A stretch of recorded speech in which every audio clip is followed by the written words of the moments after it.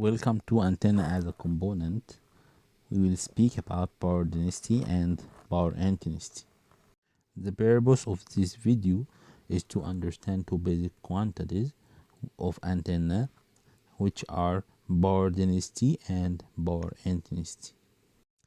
Before going ahead with our two definitions, we will have some insight into the planar angle as introduction to the solid angle. So what is a planar angle? Simply, it is the ratio between the arc length and the radius of a circle. You are trying to observe some object, and how wide you look to this object will represent this angle. Now we move to the definition of the solid angle, and instead of looking in a two-dimensional plane to a circumference, we are looking now in a three-dimensional plane.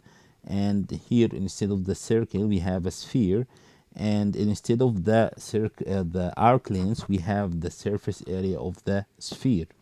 And now our solid angle, the angle here, which we are looking to the object, or to observe how large the object is or appear in the three dimension, we can calculate this omega as the ratio between the surface area and the radius squared. And the unit here is steradian instead of the radian in case of a planar angle. Now we move to the definition of our first quantity, which is power density. And power density is simply the power per unit area at a distance r from the antenna. So if we have the total power is PT, and we differentiate it as with respect to the area, we can calculate our power density using this equation.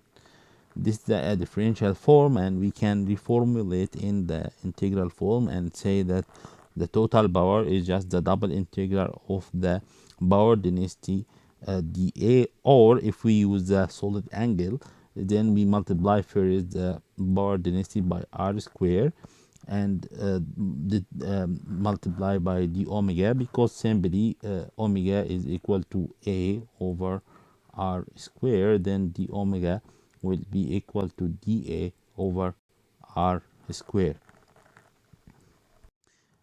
Now we are with our second quantity, the power intensity, which is defined as the power radiated from the antenna per unit solid angle.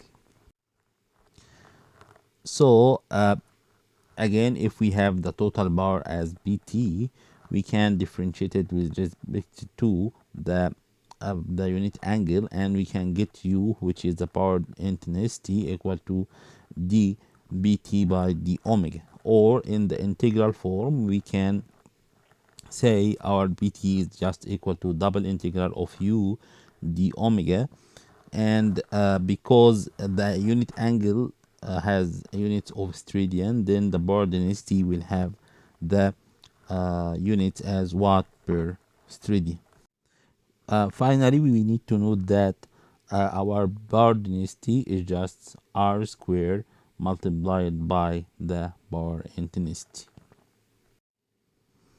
Now we are with our conclusion, and we have learned in this video about the power density and the power intensity, as well as the solid angle.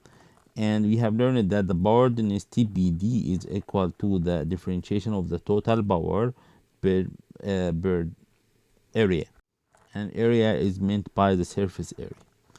And the power intensity is also the differentiation of the total power, but with respect to the solid angle.